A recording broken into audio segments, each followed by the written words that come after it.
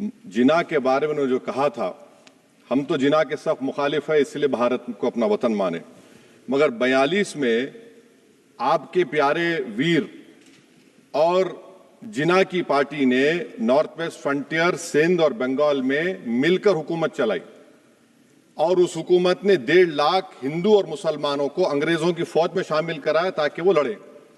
तो किसी शायर ने अच्छा कहा था वजीर आजम के बारे में कि फरेब देकर जमाने को पारसा ना बनिए, इन्हें कहो कि वो बंदा बने खुदा ना बने, अमीर शहर यही चाहता या हजरत कि हमारी चीख गले में रहे सदा ना बने। दूसरी बात मैडम, हमारे वजीर दिफा जनाब राजनाथ सिंह साहब ने बड़ा ही अजीब व गरीब और तकलीफ दे बात कही उम्मुल मोमिनीन के बारे में और उम्मुल किताब के बारे में। उम्मुल मोमिनीन उनको कहते हैं जो हमारे प्रॉफिट मोहम्मद सल्लल्लाहु अलैहि वसल्लम की वाइफ हैं, वो हम तमाम मुसलमानों की माँ, हम उनको तस्वुर करते हैं, मगर हम उनकी इबादत नहीं करते, हम अपनी माँ की इबादत नहीं करते। उम्मुल किताब कुरान है, हम कुरान की इबादत नहीं करते, कुरान अल्लाह का बिजावा कलाम है। तो उसके बारे में भी शायर ने अच्छा कहा कि खबर नहीं जिन्हें अपने दीन व मजहब की, हमें वो दीन का मतलब सिखाने निकले हैं। अहम बात यह है कि मैडम, हमारे मुल्क का आइन का इस लफ्ज से आगाज होता है वी द पीपल। इसका आगाज भारत माता के नाम से नहीं होता है। हमारे संविधान का जो प्रियम्बल है वो क्या कहता है? Liberty of thought, expression, belief, faith and worship. अगर दस्तूर का ये पहला सफा ये बात करता है तो फिर कैसे किसी शहरी को किसी खुदा, देवी, देवता की इबादत करने पर या सजदा करने पर मजबूर किया जा सकता है? आप ही की पार्टी से आज की जो बातें हुई है इसी का बोल रही हैं। हमारे कॉन्स्टिट्यूंट असेंबली में मैडम एक मोहतरमा थी रोहिणी कुमार चौधरी ने एक तजवीज दी थी कि प्रियम्बल में किसी देवी के नाम से शुरू हो। उन्होंने खास तौर से वंदे मातरम का जिक्र किया मगर उसको कबूल नहीं किया गया। फिर केवी कामत साहब ने एक तजवीज दी कि इट्स सिटीजन्स को बदलकर हर सिटीजन्स किया जाए और खुदा के नाम से शुरू किया जाए, वो तरमीम को मुस्तरद कर दिया गया।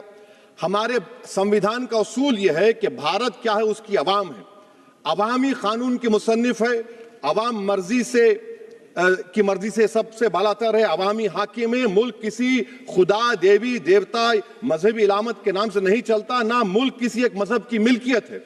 इसीलिए बाबा साहब अम्बेडकर ने क्या कहा था? उन्होंने मदर इंडिया के नजरिए को मुस्तरद किया। बाबा साहब ने एक नई इस्तिलाह वजह कर दी और कहा कि भैक्षित भारत, ये बाबा साहब अम्बेडकर ने कहा। अब मैडम, अगर मजहबी आजादी इस आइन का बुनियादी उसूल है तो सवाल यह पैदा होता है कि उस वक्त हमारे जो कॉन्स्टिट्यूंट असेंबली के प्रेसिडेंट थे जनाब राजेंद्र प्रसाद साहब ने किस बुनियाद पर वंदे मातरम को कौमी तराना करार दिया? ना तो कोई सेक्युलर रेजोल्यूशन है इसके बारे में।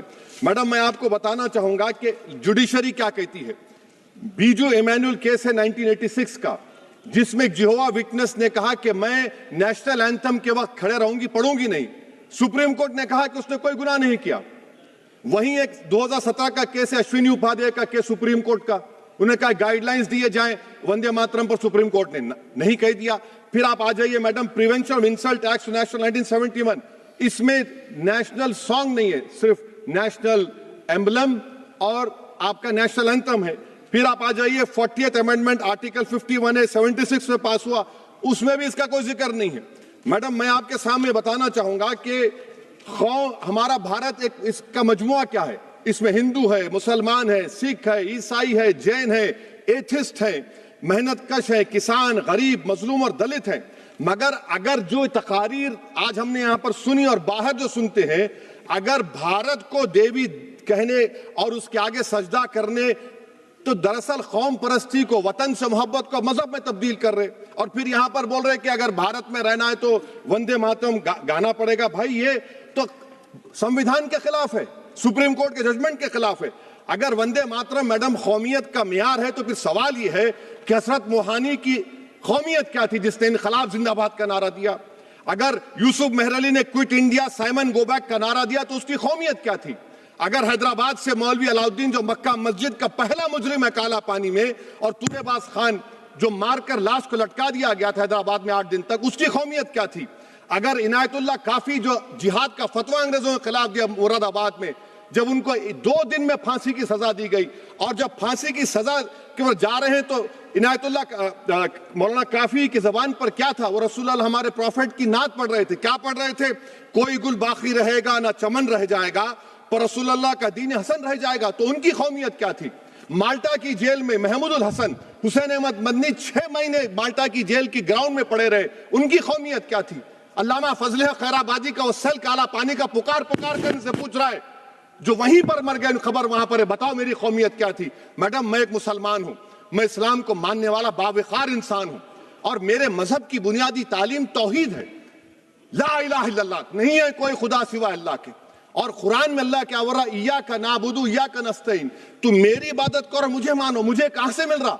आर्टिकल 25 से मिल रहा है। मुझे कहां से मिल रहा है? Liberty of thought, expression, belief, faith and worship से मिल रहा है। तो इसको जोड़ना ये बहुत ही खतरनाक होगा। और हमारे प्रॉफिट मोहम्मद सल्लल्लाहु अलैहि वसल्लम जब मदीने को गए तो उन्होंने उस वतन के लिए दुआ की, कहा कि अल्लाह मदीने की मोहब्बत हमारे दिलों में और इजाफा कर दे, मक्के से ज्यादा कर दे। तो ये इस्लाम, मुसलमान होना, हमारे ईमान में मुल्क की मोहब्बत बीच में नहीं आती, और मुल्क से मोहब्बत है और रहेगी हमेशा, क्योंकि ये अजीम कुर्बानियां यहां पर शामिल है जिन्होंने जंग आजादी में हिस्सा नहीं लिया। आज अगर वो वतन की मोहब्बत का दर्ज देंगे तो बड़ा गलत होगा। मैडम, मैं आपके सामने एक चीज पढ़ूंगा। 1937 रविंद्रनाथ टैगोर ने लेटर लिखा सुभाष चंद्र बोस को। मैं सिर्फ, किसी ने नहीं पढ़ा ये। क्या कहा टैगोर साहब ने? But parliament is a place of union for all religious groups and there the song cannot be appropriate. When Bengali Muslims show sign of stubborn fanatism, we regard it intolerable. When we too copy them and make unreasonable demands, it will be self-defeating. ये मैं इसको ले करूंगा madam, आप देख लीजिए। फिर दूसरी तरफ मैडम आप आ जाइए, मैं यहाँ पर बैठकर, हाँ, जितने तकारीर यहाँ पर हुए सब जनगण मन पर तनकीद किए। तो मैडम मुझे ये कहना पड़ेगा कि जनगण मन पर आप लोग इतनी तकलीफ क्यों उठा रहे हैं? आखिर इतनी तकलीफ क्यों है?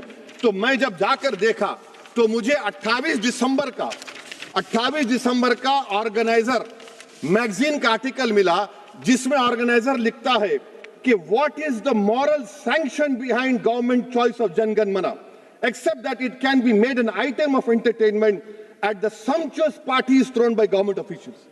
आप बताइए, इसका बोलेंगे आप? और फिर उसके काइंड कैसा करते हैं? It will mean we can not love our motherhood. Madam please, it will mean that Vande Mataram is buried alive with the word Jangan Mana on the tombstone, for the tomb will also be of Jangan Mana of the will of the people. इस पर आप क्या बोलेंगे? Madam, मैं आपको ये बताना चाह रहा हूं कि वतन की मोहब्बत हमारे लिए बहुत अहम है, मगर ये बताइए हमको कि अभी मैडम यहाँ पर आनंद मठ के बारे में बहुत कुछ कहा गया। मैं सिर्फ 2 मिसालें आपको देता हूं। आनंद मठ के पेज नंबर 70 और 80 को पढ़ लीजिए। इसके बाद सनातन जहां मुसलमानों के घर पाते थे, इन्हें आग लगा देते थे। आप पेज नंबर 98 पढ़िए। हमें सिर्फ इन मुसलमानों को जड़ से खत्म करना है क्योंकि खुदा के दुश्मन बन चुके हैं। फिर आप पेज नंबर 115-16 दीजिए। फिर मुख्तलिफ इलाकों में मुसलमानों को सदा देने के लिए भेजे जाते, जहां भी मुसलमान आबादी नजर आती जला दिया जाता। फिर आप देख लीजिए मैडम, सफे नंबर 120 पेज 120, बंकिम लिखते हैं कि सनातियों को मालूम नहीं था कि अंग्रेज हिंदुस्तान को निजात दिलाने वाले हैं। ये आप क्यों कर रहे हैं? अब आप मैडम, मैं आपको पेपर्स दे कर दूंगा। मैडम, भारत में हमारी आजादी इसलिए आई और बरकरार रही कि हमने मुल्क और मजहब को एक चीज नहीं बनाया। हमने ऐलान किया कि हमारी मुल्क मुख्तलिफ तबकात मज़ाहिब पर मुश्तमिल है। हमारे मुश्तरका तकदीर हमारी कौमियत का सरचश्मा है। यह खास जबान, सखावत, मजहब नहीं है। अगर वंदे मातरम का मतन कौम और मजहब को एक बना देता है, अगर हम इसे टेस्ट बनाते हैं वफादारी का, तो फिर मान लीजिए कि यह गांधी, अंबेडकर, टैगोर, बोस और लाखों आजादी के सिपाहियों की सोच को छोड़कर गोडसे की सोच की हिंदू कौमी परस्ताना, मैडम खत्म कर रहा हूं, कौमी हिंदू कौम परस्ताना को अख्तियार करेंगे। मुझे वतन से बेइंतहा मोहब्बत है मैडम, और इंशाल्लाह हमेशा रहेगी। मगर बावजूद इसके कि मेरी मस्जिद, मेरी इबादत गाह, मेरे कपड़े, मेरे कारोबार पर हमले होते, मगर मैं फिर भी कहता हूं कि वतन मेरा, हर वतन को हम छोड़कर नहीं जाएंगे। मगर हुब्बुल वतनी का क्या मुतालबा है? हुब्बुल वतनी ये कहता है कि वतन से मोहब्बत है तो जुल्म को खत्म करो, गरीबी को खत्म करो, बेरोजगारी को खत्म करो, जबर का खात्मा करो, अमन का गहवारा बनाओ, पाकिस्तान की दहशतगर्दी को खत्म करो, एक्सप्लॉयटेशन को रोको, शरारत को रोको, मुल्क के खिलाफ की जाने वाली साजिश खत्म करो। मैडम, भारत एक चमन है जहां पर हर फूल को खिलना चाहिए, और अगर कोई इस फूल के, अगर पूरे फूल खिलेंगे तो उसकी खुशबू से ये वतन मौतर होगा। मगर अगर इस चमन का माली ये कहेगा कि एक ही फूल खिलेगा, तो मैं जिम्मेदारी के साथ कह रहा हूं, अगर एक ही फूल खिलेगा तो वो सहरा बन जाएगा और माली माली नहीं रहेगा, वो जल्लाद कहलाएगा। तो इसीलिए मैडम हम उम्मीद करते हैं कि हुकूमत इस पर जोर जबर ना करे। मेरा राइट है, यकीनन मैं जानता हूं कि आजादी के लड़ाई में वंदे मातरम का नारा था, मगर अगर आप इसको जबर करेंगे तो ये संविधान के खिलाफ है। वफादारी का सर्टिफिकेट हमसे मत लीजिए मैडम, खत्म कर रहा हूं। वफादारी का सर्टिफिकेट हमसे मत लीजिए। आपके बुजुर्गों के कोई एक किताब में लिख के क्या लिखा है बता दीजिए, कहां पर क्या लिखा हुआ है। तो मैं मैडम मैं इस शेर पर अपनी बात को खत्म कर रहा हूं मैडम। मैं इस शेर पर अपनी बात को खत्म कर रहा हूं मैडम। मैं अपनी बात को खत्म कर देता हूं मैडम, क्योंकि आप बहुत जल्दी में हैं। कि भारत जिंदाबाद, हिंदू मुसलमान जिंदाबाद, दलित जिंदाबाद, ईसाई जिंदाबाद, आदिवासी जिंदाबाद, जो किसी खुदा को नहीं मानते वो भी जिंदाबाद, और मैडम सब पिछड़ा सब आ गया इसमें। तो हम उम्मीद करते कि इस रूह को आप समझेंगे अगर आप सिर्फ अपनी आइडियोलॉजी को लेकर चलेंगे। और आखिर में मैडम, जनाब बंकिम चंद्रा साहब के बारे में मैं आपके सामने डॉक्यूमेंट लेकर रहा हूं कि उन्होंने बीए का एग्जाम पास नहीं किया था, 7 मार्क्स से फेल हो गए थे, ये भी रख रहा हूं। तो आप जिसको लिटरेरी जायंट बता रहे, ये नहीं है। बहुत बहुत शुक्रिया मैडम।